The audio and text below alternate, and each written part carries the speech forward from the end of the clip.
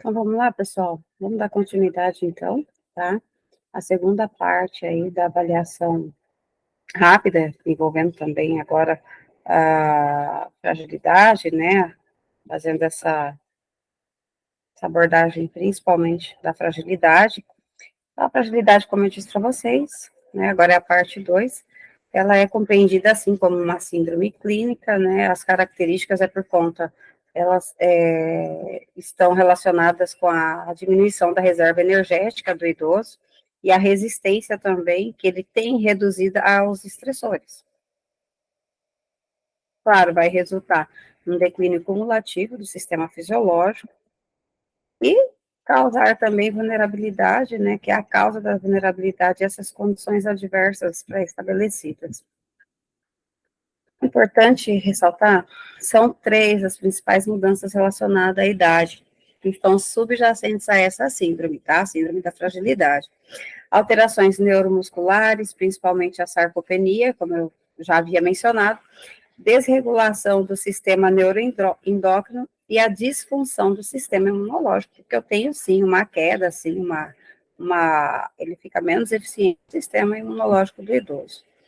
Trouxe aqui para vocês essa tríade aqui, quando eu falo de causas primárias, né, as alterações, elas são na expressão do DNA, né, dos genes, dano oxidativo, então aqui você pensa nos fatores intrínsecos, tá, relacionados com a fragilidade, e o encurtamento do telômero.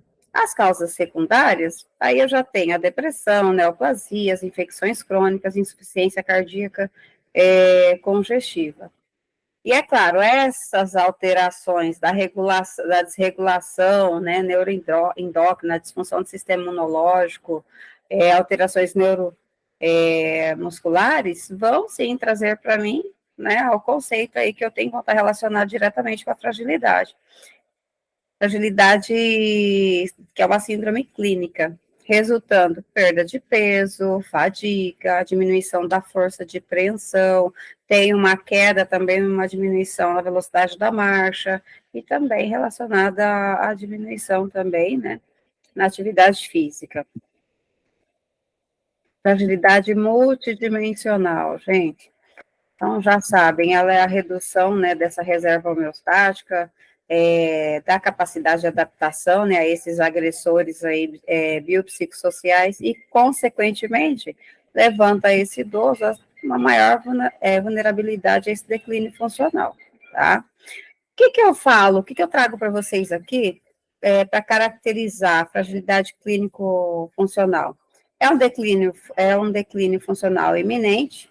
Então, eu tenho presença de condições crônicas preditoras, dependência funcional, institucionalização né, ou óbito, é um idoso em risco de fragilização, tá?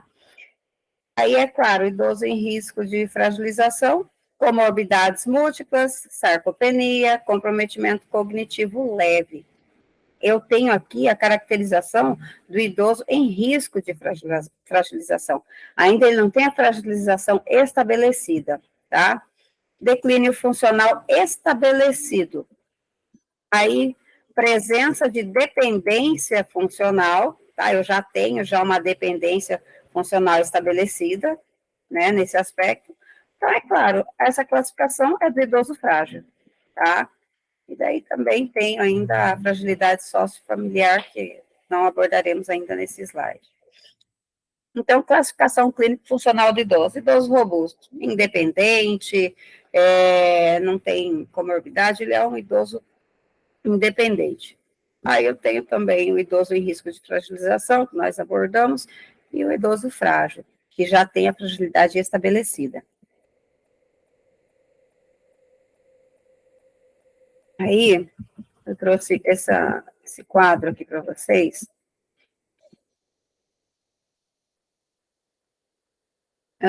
Da seguinte forma: eu tenho envelhecimento bem-sucedido, independência, idoso robusto. Envelhecimento usual, tem alguma limitação funcional, um declínio funcional iminente, ainda não está estabelecido. Tem a classificação desse idoso em risco de fragilização. Tenho a dependência funcional, falência orgânica múltipla, declínio funcional já estabelecido, aí eu tenho dependência em atividades, né, de vida diária básica e dependência em atividades de vida diária avançada ou instrumental. Dependência completa, idoso frágil, de alta complexidade, e também eu tenho a classificação de idoso frágil em fase final de vida. Tá? Então, eu tenho essas classificações. Se vocês ouvirem, vocês vão saber distinguir já. Idoso frágil tem uma dependência parcial. Já a dependência completa, eu tenho a classificação de idoso frágil de alta complexidade e idoso frágil em fase final de vida. Consequentemente, né, um aumento da vulnerabilidade desse idoso. Tem essa classificação aqui, esse mapinha aqui para vocês, essa classificação, idoso robusto nós já abordamos, idoso em risco de fragilização, e o idoso frágil, né? Idoso frágil tem um comprometimento, né? Incapacidade, instabilidade, imobilidade, pode ter incontinência esfincteriana ou incapacidade comunicativa. O idoso frágil, gente, ele vai apresentar, assim, para mim, uma dependência funcional nas atividades de vida diária, né? Então, né, encontra-se estável clinicamente, né? Sem apresentar dúvidas diagnósticas ou terapêuticas. Já o idoso frágil de alta complexidade, ele apresenta, né, além dessa dependência funcional nas atividades diárias, uma associação com as condições de saúde de difícil manejo clínico, né, diagnóstico, tratamento, reabilitação. Portanto, eu tenho esse idoso com um alto potencial, né, de ganho funcional, tá? Claro, aí, falando do idoso frágil em fase final de vida, ele já tem estabelecido esse alto grau de dependência funcional e também a sobrevida dele vai ser estimada um prazo aí menor que 6 meses de vida. É aquele idoso que já está, né, bem debilitado, ele é totalmente dependente e está em cuidados paliativos. Como identificar, então, gente, a fragilidade? Já pensaram? Né? Nós fizemos abordagem aí com vários instrumentos. Como que eu identifico? Então, vai ter um termo bem importante e eu não trouxe o gráfico aqui para vocês, essa tabela para vocês, porque não ficou muito nítida, mas ele vai estar abordando o fenótipo, né, a fragilidade, né, relacionada com o fenótipo. Então, que sintomas eu tenho quando eu lembrar de fenótipo? Perda de peso, inatividade, fraqueza, uma baixa ingestão de alimentos. E sinais, o que é que isso me traz? Um descondicionamento, né? Algumas limitações funcionais, sarcopenia já estabelecida, osteopenia, alterações de equilíbrio e alterações de marcha. E a má nutrição. Redução da velocidade da caminhada. Também lembra ali daquela tríade anterior, que eu passei para vocês que eu fiz o recorte. Aqui ela está um pouco mais esmiuçada. Aqui, ó, fragilidade, fenótipo, né? Consequências da fragilidade, queda, doenças agudas, hospitalização, incapacidade de dependência, né? Queda da qualidade de vida, institucionalização e morte. Sintomas, como eu disse, esses que eu citei no slide anterior, e as alterações básicas que eu tenho. Doenças, né? Comorbidades, e um declínio na função fisiológica, né, nessa reserva funcional, que isso aí vai acontecer mesmo com todo e qualquer idoso. É aquela diferença que eu disse para vocês de acelerar ou postergar esse processo. Fragilidade, ela pode ser mensurada? Já pensaram? Acredito que sim, né? Só pelo que a gente só aquelas abordagens que nós fizemos. Então, eu tenho perda de peso, que eu vou avaliar ali, ou pode ser bianual, tá, ou anualmente. Maior ou igual a 4 quilos, né, ou 5% do valor corporal no último ano. Então, eu considero, sim, né, uma perda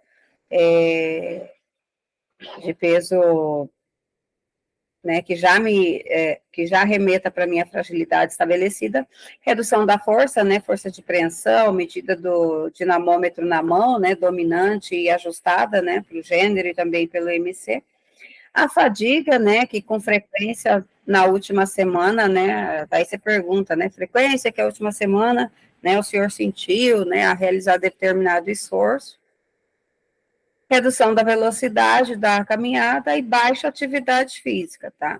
Então, o que, que nós vamos fazer agora? Eu vou encerrar essa primeira parte da aula e inicio. Deixa eu verificar se ele já. Deixa eu verificar se ele já encerrou aqui, gente. Ainda em gravação. Então, ok. Deixa eu continuar aqui para vocês, trazer esse material. O tempo, gente, ficou assim, ficou péssimo, né? Ele, infelizmente, reduziu muito da apresentação. Então, isso faz com que a gente acabe tendo que agilizar um pouco mais nesse processo. Então, gente, é da seguinte forma, né, a baixa atividade física também, né, e daí é um dispêndio semanal dessa energia, né, conforme as quilocalorias, e ajustado também segundo o gênero, tá? Fragilidade eu trouxe aqui para vocês, aqui esse gráfico para que vocês verifiquem, né, não frágil, eu não tenho nenhum desses componentes, pré-frágil, um ou dois desses componentes, e frágil, 3 ou mais componentes, tá? Segundo aqui, Fred apresentou para a gente em 2001. Então, eu tenho fragilidade, né, para dizer desfechos negativos. Tem a fragilidade estabelecida, eu tenho maior risco de hospitalização, de queda, institucionalização, uma morte precoce, uma diminuição na capacidade funcional e principalmente dependência. Então, percebam os riscos, né, como eu mudo esse cenário aí do idoso, né, quando eu tenho a identificação precoce. Então, assim, a identificação desses sinais e sintomas, ele parece ser mais fácil, né? Quando os diferentes profissionais estão atualizados e sensibilizados. Eu preciso saber o que eu estou buscando ali, o que eu preciso encontrar, né? Se ele é inerente somente com a idade, ou ele está relacionado com outro fator. Para quê? Para detecção precoce. O principal é isso, né? Então, o objetivo a ser atingido em campo, junto ao UBS, né? Para que a gente consiga fazer essa identificação precoce. No entanto, infelizmente, né, nem sempre isso é possível, né, porque os idosos também podem não comparecer, né, com tanta frequência como gostaríamos, mas aí a gente precisa fazer a busca ativa, e é claro, isso vai evitar, né, eles não comparecendo, que essa observação, né, possa ser de fato realizada, mas tem aí essa questão da busca ativa, tá? Cuidado proativo. O que seria o cuidado proativo, né? Ele busca precoce, né? Ele busca precocemente os sinais e sintomas, né? De modo que esse tratamento e esse suporte social aí possam ser instituídos, né? Para melhorar a qualidade de vida desse idoso. E essas pessoas idosas e suas necessidades não podem esperar, gente. Sabemos aí até o estatuto, né? Traz para que todo o processo seja célere, porque ele não tem mais o tempo de vida que tinha ali aos 35, né? Ou a gente sabe que eles têm menos tempo de vida, né? Nós teremos menos tempo de vida. Então, vamos nos atentar com relação a esses aspectos.